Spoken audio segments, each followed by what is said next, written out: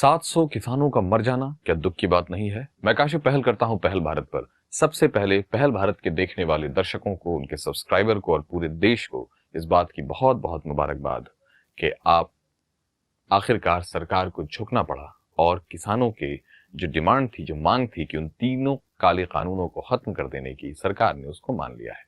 प्रधानमंत्री ने अपने वक्तव्य में कहा कि कुछ किसानों के, जिनको हम अपनी बात समझा नहीं पाए, यानी हमारी तपस्या वहां सफल नहीं हुई। आप समझिए, कुछ किसानों के कहने का मतलब क्लियर है कि वो कह रहे थे कि किसानों का एक छोटा तबका या एक छोटा हिस्सा ऐसा चाह रहा था, जबकि सच्चाई यही है, पूरे देश की गहमा गहमी देखकर लग रहा था कि एक एक किसान यही चाह रहा था। हाँ, जो बिल्कुल जमींदारों की स्थिति में जो किसान हैं, जिनका संबंध सीधे मार्केट के बड़े बड़े उन जगहों से है जहां से सीधा एक बंधा हुआ प्रॉफिट और बहुत बड़ी मात्रा में प्रॉफिट आता है, वहां से है, वो इसके खिलाफ जरूर थे, क्योंकि वो सरकार के फेवर में थे। आपको याद होगा जब कई ऐसे ट्वीट्स आए जिसमें कहा गया कि ये किसान, जब उनकी बिजली, पानी और सारे रसद के रास्ते को बंद किया गया, उन पर पानियों के फव्वारे छोड़े गए और अलग अलग तरीके से, कभी पुलिस ने, कभी पैरामिलिट्री ने उनको जब मारा, तो उनसे कहा गया कि अब ये किसानों की आखिरी रात होगी। ऐसा हुआ नहीं। 1 साल तक दुनिया में आज तक कोई आंदोलन और क्रांति की कोई ब्यार इतनी लंबी नहीं चली है जितना ये किसान आंदोलन चला है। तो इसलिए मैंने सबसे पहले मुबारकबाद दिया। अब आते हैं सरकार। अभी हम लोग सरकार की मंशा और नियत पे भी बात करेंगे, लेकिन पहले एक्शन पे आते हैं।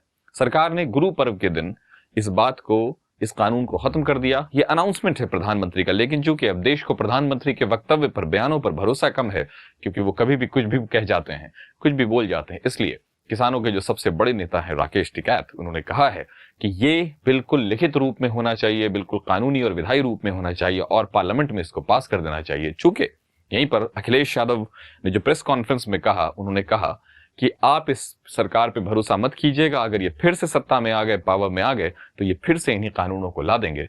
भले नाम ये उन्होंने नहीं कहा है, लेकिन ऐसा एक्सपर्ट्स कहते हैं कि वो नाम अलग हो सकते हैं, लेकिन ये ले आएंगे। तो किसानों को अपनी जीत को और पुख्ता करने के लिए इस बात की अच्छी तरह से ख्याल रखनी चाहिए कि वो इस कानून को किस तरह से ले रहे हैं और इस पूरे प्रोसेस में किस तरह से जा रहे हैं। अब आइए हम आते हैं सरकार की मंशा पर। मंशा पर तो हमेशा बात करनी होती है। आपका पर्पस क्या है, मोटिव क्या है? हम सब जानते हैं कि अभी उत्तर प्रदेश में और फिर 5 स्टेट में, जिसमें पंजाब भी इन्वॉल्व है, उन सब स्टेट्स में इलेक्शन होने वाले हैं। 2024 में जो सबसे पहला अभी बड़ा इलेक्शन है वो उत्तर प्रदेश में। उत्तर प्रदेश में, यानी जो वेस्टर्न यूपी है, वहां के भारी किसान हैं जो इस कानून के खिलाफ थे और उनमें कहीं ना कहीं आक्रोश दिख रहा था सरकार के प्रति। तो सरकार ने अपने जानते एक मास्टर स्ट्रोक खेला है, लेकिन जैसा कि राजनीतिक पंडितों का कहना है और हमारा भी अपना विश्लेषण है कि इस दाव को खेलने में प्रधानमंत्री थोड़ा लेट हो गए, चूक गए। 700 किसानों की मौत हो गई, किसानों पर गाड़ियां चढ़ा दी गई।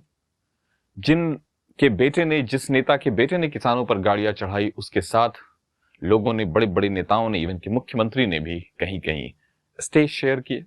आपको लगता है कि उनके दिल में यह बात तो क्लियर है, बिल्कुल क्लियर है कि इसमें कहीं पर भी सरकार को अफसोस नहीं है, जबकि प्रधानमंत्री नरेंद्र मोदी अपने बयान में कह रहे थे कि हम कुछ किसानों को समझा नहीं पाए, यानी हमारी समझाने, यानी वो अभी तक यही कह रहे हैं कि हमारे जो कानून का एलिमेंट था वो बिल्कुल सही था, लेकिन हम चूंकि समझा नहीं पाए, और लोकतंत्र है, लोकतंत्र में लोक का राज है, इसीलिए हम इसको वापस लेते हैं। और ये अपनी ही बात से कैसा कॉन्ट्रडिक्शन है, यानी कुछ किसान बहुत किसानों पर भारी पड़ गए, और हम बीजेपी का मीडिया मैनेजमेंट जानते हैं कि अगर एक किसान ने भी अगर इस फेवर में बड़ी गवाही दी होती या अपनी तरफ से कोई समर्थन पेश किया होता किसानों की किसी भी यूनियन ने, तो बहुत चांसेस था उसको मीडिया स्टार बना देती, लेकिन ऐसा हुआ नहीं।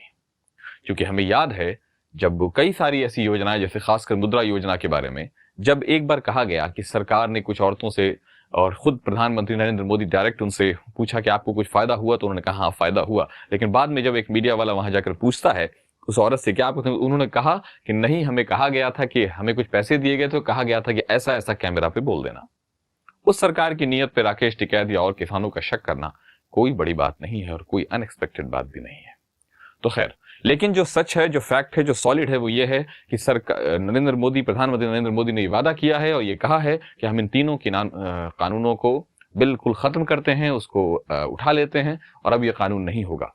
लेकिन अब आते हैं इसके दर्दनाक पहलू पे। वो जो 700 किसान शहीद हो गए, क्या उससे सरकार को शर्म नहीं आई जब ये मुद्दा पूरी दुनिया का मुद्दा बन गया? जब भारत का नाम पूरी दुनिया, एक वीरदास के स्टेटमेंट से पूरे दुनिया में भारत का नाम खराब होता है। 700 लोग मर गए, उससे नहीं होता है। किसानों पर गाड़ियां चढ़ गई, उससे नहीं होता है।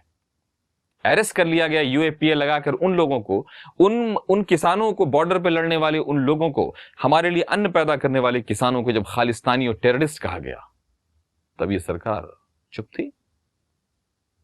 हाँ, ये असफलता है। और मैं ये भी नहीं कहूंगा कि सरकार उस वक्त कहां थी, बिल्कुल ये सरकार वही थी, ये लाशों को देख रही थी, ये मौतों को देख रही थी, लेकिन फिर भी जब इसने कदम वापस लिया है तो ये अपने आप में एक पॉजिटिव और बिल्कुल एक ऐसी सोच है, एक सकारात्मक एक्शन है जिसके लिए हमें किसानों को मुबारकबाद देने की जरूरत है।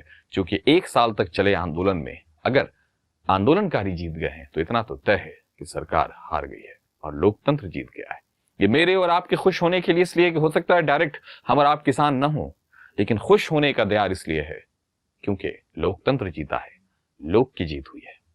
मैं और आप कब किस मुसीबत में पड़ जाएं, क्योंकि मैं और आप कोई बहुत खास आदमी नहीं, इस देश के आम लोग हैं, सड़क पे चलने वाले, ऑटो टेम्पो पे चलने वाले, बसों में चलने वाले, मॉल्स में घूमने वाले, lower middle class, higher middle class हैं। सोचने की बात है, हम एक ऐसा देश चाहते हैं जहां सरकार के खिलाफ बोलने पर, उसकी नीतियों के खिलाफ बोलने पर अगर लगता है कि वो आपके अधिकारों के खिलाफ है तो इसमें कोई बुरी बात नहीं है। किसानों की जीत इस बात का दस्तक है कि भारत में लोकतंत्र बिल्कुल पूरी तरह से पैवस्त हो गया है, हमारी बुनियाद में पैवस्त हो गया है। इसलिए आखिर में इसके आंदोलन पर और इसकी जीत पर मैं एक बात और जोड़ना चाहूंगा। सीए एनआरसी के मामले में जब शाहीन बाग में आंदोलन चल रहा था, उसको तो इनको खालिस्तानी बनाया था, उनको पाकिस्तानी बना दिया था इन्हीं लोगों ने।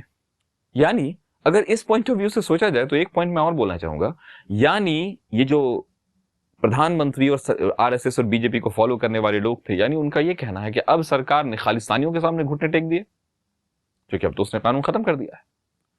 दोस्तों, ये इसी से साबित होता है कि ये बेसिर पैर के लोग हैं, इनको कुछ नहीं पता, इनको न खेती पता है, इनको न किसान पता है, ना इनको किसान के दिन पता है, ना रात पता है, ना बरसात पता है, ना गर्मी पता है। ये सिर्फ और सिर्फ सुबह उठकर खाने वाले लोग हैं।